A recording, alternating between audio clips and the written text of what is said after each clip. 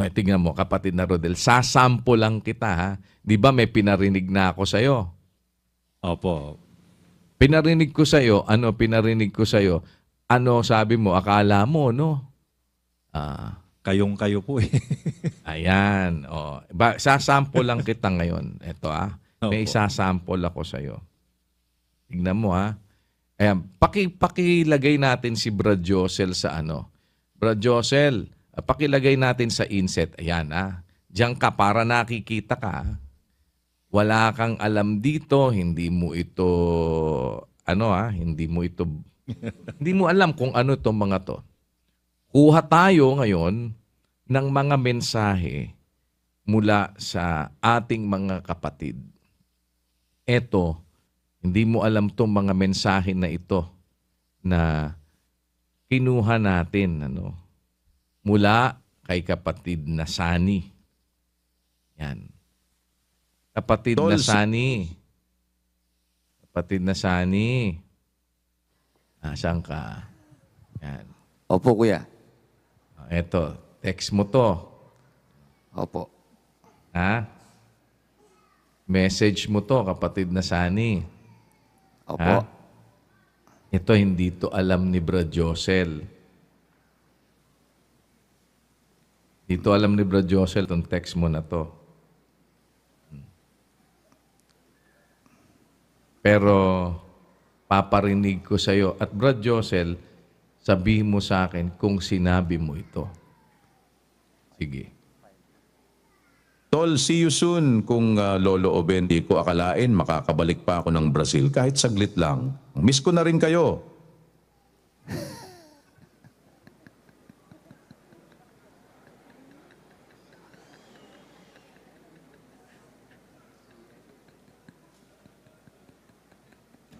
Brad Josel, sino yon? Boses ko po, kuya. Hindi ko po yan sinabi.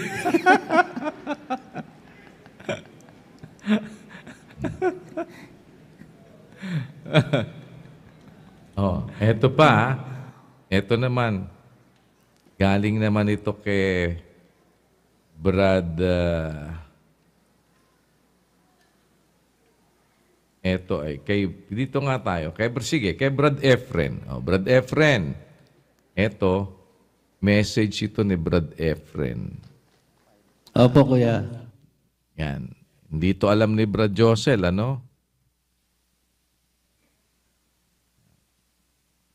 Padinig natin. Tol, kumusta na? Ano na ang balita? Palagi nawa kayong maingatan ng Panginoon, 10 ng iyong mga mahal sa buhay. Ayan, ayan yung message. Sige. Pakita mo, Brad Efren. Ayan, pinakita. Kita natin. Text yan ni Brad Efren. Yan. Sige. Eto, isa. Sinabi mo ba yan, Brad Josel? Kuya, alam ko pong hindi po ako ang nagsabi. Pero boses ko po eh. Pero alam ko po. Lalo na itong isa. Etong isa. Asan ba yung Ito. Itong kay, Itong kay, number 6. Sige nga.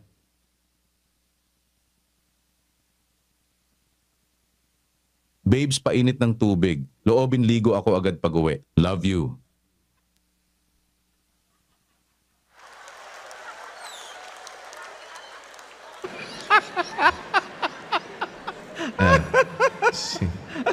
Sino nag-text niyan? Kung may iba ako, may babes ako. Ako yan, pero hindi ako yan. Ayun. Si Brad Joel pala yun. Bakit boses ko ginamit mo? Teka muna, ano ba tawag mo kay Sis Ransa? I-reveal ko po ba, kuya? Pero hindi. Baka Ano ba gamitin ng tawag mo? AI. Babes ba ang tawag mo? Hindi po. Kaya alam niya pong hindi po ako yan. Eh, sino ngayon yung tinatawag mo na babes na yon? Yan. Di ba? Grabe Eto, eto pa, Brad Josel, eto, mahaba-haba ito, no? Tignan mo kung kilala mo tong mga taong binabanggit. Sige, kay kapatid na Jonathan. Good PM po, Manong. Lobin po makadrop by sa medical mission sa Quezon Hill si Mayor Magahlong, pati po ibang mga councilors, sina Councilor Yangot, Cayabas, Yaranon, Tabanda. At si Ma'am Sol, asawa ni Congressman Go Loobin. Salamat sa Diyos. Ayan. Ayun ang nag-message, oh. Tingnan mo, kapatid na.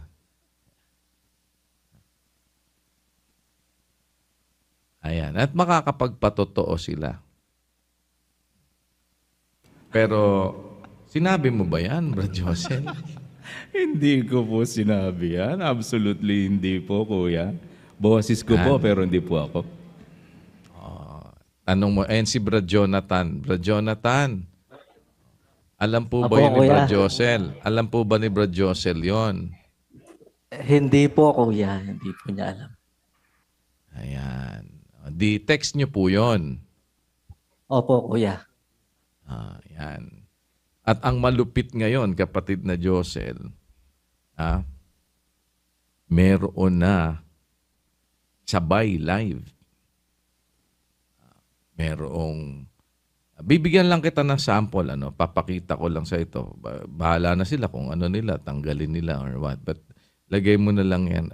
Nasa iba, yung mismong, yung sa Chinese. Tignan mo yan, Brad Josel. Ito Yan.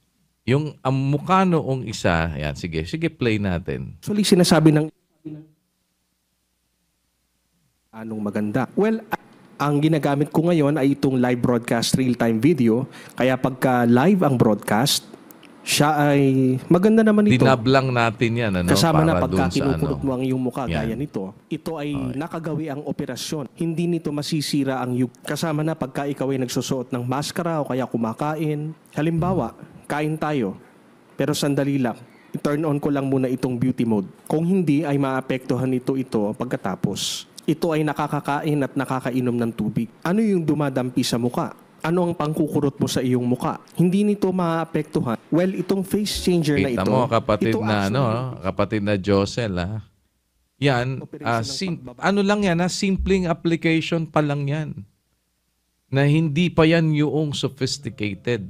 Mga gawa-gawa pa lang yan ng mga Pero live na ang nagsasalita, iba. Pero ang mukha, iba.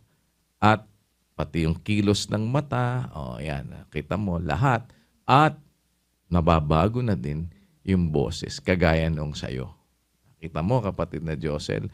At yan ang bumiktima kay Presidente Marcos. Yung mga ganyan klase.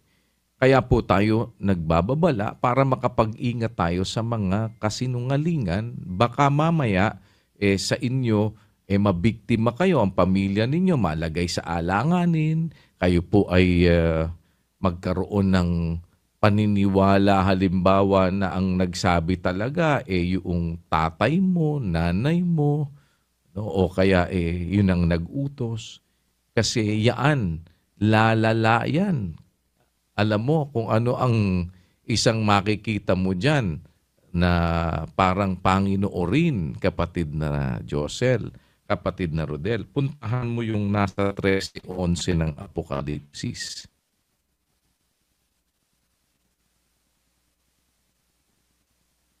At nakita ko ang ibang hayop na umaahon sa lupa, at may dalawang sungay na katulad ng sa isang kordero, at siya'y nagsasalitang gaya ng dragon. At kanyang isinasagawa ang buong kapamahalaan ng unang hayop sa kanyang paningin, at pinasasamba niya ang lupa at ang nangananahan dito sa unang hayop na gumaling ang sugat na ikamamatay. At siya'y gumagawa ng mga dakilang tanda na anupat nakapagpapababa ng kahit apoy mula sa langit hanggang sa lupa sa paningin ng mga tao.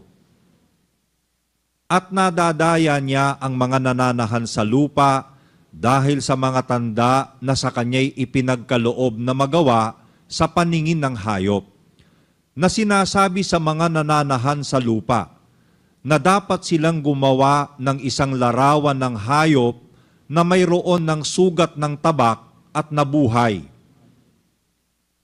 At siya'y pinagkaloobang makapagbigay ng hininga sa larawan ng hayop, upang ang larawan ng hayop ay makapangusap at maipapatay naman ang lahat ng hindi sumasamba sa larawan ng hayop.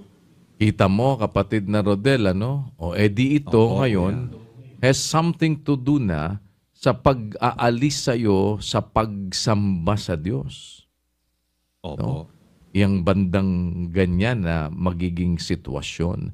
Kaya may prelude kang makikita na maaari ngayong gamitin yung mga bagay na magliligaw sa tao para maialis ka sa pagsamba sa Diyos. Maialis ka sa katotohanan, madala ka sa kasinungalingan. Na ang ipapapaniwala sa iyo parang sila ang nasa katotohanan at ikaw ang nasa kasinungalingan para maalis ka dun sa pagsamba sa Diyos at madala ka sa pagsamba sa hindi naman talagang Diyos. Sa mga Diyos-Diyusan na ang dulo niyan pagsamba kay Satanas. Na yun ang gusto niyang mangyari, kapatid na Rodel, na hindi naman natin dapat na pabayaan na tayo po ay mabiktima noong mga bagay na mag-aalis sa atin sa pagkilala at pagsamba natin sa Diyos. At ang napakahalagang susi ay ang ating pagtutulong-tulong para makapagpatuloy sa ating pagpapakabanal. Diba? Na manatili tayo doon sa pagiging alipin ng katwiran sa ikababanal, na makapanatili tayong nagsasama-samang nagtutulong-tulong gumawa ng kalooban ng Diyos dahil mapanganib ang atin pong kapaligiran. Maraming mga gawa ng kasinungalingan na maaaring ipambiktima sa tao para mawala siya sa katotohanan o para mailigaw ang tao. Kaya ako po binibigay lang sa inyo yung halimbawa na yan, kapatid na Rodel, para din at the same time ay makapag-ingat po tayo na huwag kayong mabiktima basta-basta ngayon ng mga ganyang mga klase ng mga maaaring mensahe o kaya mismong kahit na may video na mayroon ng audio, mapapaniwala kayo na yun ay sinabi talaga noong inyong mahal sa buhay, noong inyong asawa, noong iyong anak, o kaya nung kapitbahay mo, halimbawa pinag-away naman kayo ng kapitbahay mo, alam mo, text lang yan, kapatid na Rodel. Lalo na kung halimbawa ang isang tao ay isang public figure na nagsasalita talaga, may nakukuha silang mga voice samples and lahat noong iba't ibang mga bagay na ganon. Kita mo nga, Brad Josel, edi pwede ka ng, ikaw ba, kapag halimbawa hindi mo alam, pinarinig sa'yo, sa dinig mo, sino yung nagsasalita? Sa dinig ko po, ako kuya. Opo, ganun po Diba? Pero alam na alam mo, hindi mo yon sinabi. Opo. And that is, yan kapatid na Josel, ang maaaring paggamit na magawa kapag ka hindi ginagamit sa mabuti yung teknolohiya. Because that is artificial intelligence. Nakita niyo po ang danger, mga kapatid. Pag ginamit ang isang bagay Kasi ganun lang, parang kutsilyo, iginamit na panaksak. Itak, ginamit na pangtaga ng lieg. Ano? Hindi ginamit sa mabuti. Sa halip na sana, maaaring magamit yung teknolohiya sa mga bagay na makakapakipakinabang, pero maaaring gamitin para magligaw ng tao, mandaya ng tao, magkagulo, maghasik ng kaguluhan. Dahil yun ngang ginawa na yan latest yung kay Presidente Marcos. Di ba? Na ngayon, nananawagan yung mga nasa DICT, nananawagan yung mga nasa communications ng ating Pangulo na huwag basta't maniwala sa... At ngayon naman, sa bagay, gandahan yan ngayon nagkakaroon na din ng ng damputan sa ganyan at magkakaroon na rin ng biruin mo, pakinggan mo nga yung sinabi, hindi naman sinabi talaga ni Presidente. Ano yung lumilitaw? Parinig nga natin. Sabi ko sa ating mga magigiting na sundalo, gumanti sa China kung kinakailangan. Dapat na tayong pumalag at gamitin ang ating puwersa para matigil na itong mga pambubuli. Huwag tayong matakot sa kanila. Marami ang sumusuporta sa ating bansa.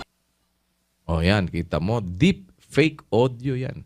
Dahil mismong ang mga nasa DICT, idininay yan. Talagang hindi sinabi ng Presidente yan. Pero biruin mo, palilitawin nila na sinabi yan ng Presidente. Diba? Ano sabi ng mga nasa gobyerno? Hindi yan sinabi ng Presidente. Parinig natin. Don't spread it because it is fake. It is not the President's voice. Ano po yung agenda? Kita nyo, no? Do not spread it. Kaya po mag-iingat din tayo mga kapatid nung pag-share ng mga bagay na nadinig mo. Basta share ka lang. Share ka ng share. Diba?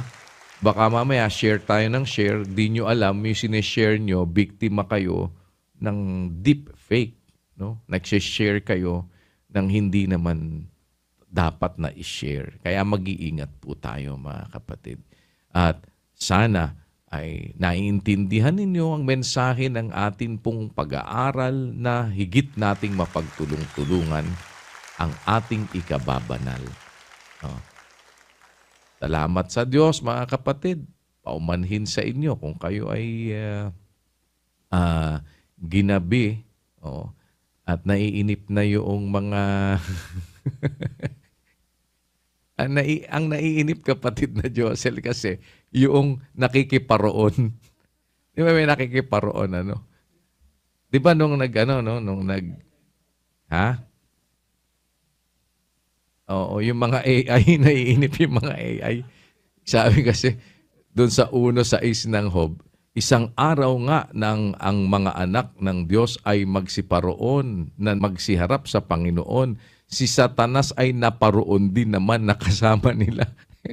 Pagka naiinip na yung bakit? Kasi hindi pa siya makauwi, hindi pa siya nakakatapos. Ayaw pa ikamuwi nitong mga ito. But just the same mga kapatid, alam ko, sa isang kapatid na sumasampalataya, alam natin sa ating mga puso, ang hangad natin sa tuwina ay makapagtulong-tulong at makapagsama-sama sa paglilingkod sa Diyos. Kaawaan-awa tayo ng Panginoon at samahan tayo mga kapatid sa atin pong pagpapatuloy ng sama-sama nating pagsunod at pagtutulong-tulong para tayo po ay makagawa ng kalooban ng Diyos. Huwag nating kalilimutan, tayo ay sumagana, lumago, sabi ni Pablo, sa pag-ibig sa isa't isa upang tayo, ay maging matibay ang ating mga puso na walang maipipintas sa kabanalan sa harapan ng ating Diyos at Ama sa pagparito ng ating Panginoong Hesus na kasama ng kanyang lahat na mga banal. Pagpalain kayo ng Panginoon at mananatili pong sa Diyos ang lahat ng karangalan at kapurihan magpakailanman. Magandang araw po sa inyong lahat.